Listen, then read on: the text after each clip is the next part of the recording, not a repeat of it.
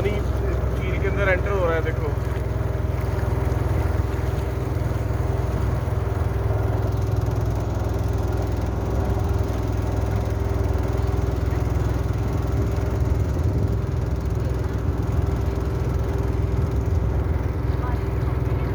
बारिश बारिश बारिश।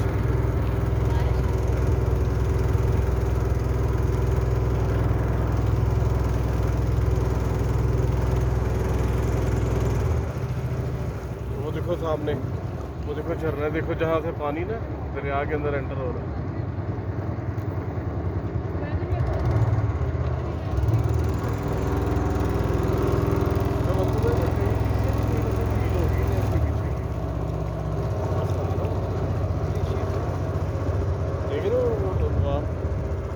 वीडियो की कैमरे की देखी जाती है, फिजिकल भी देखो साहब।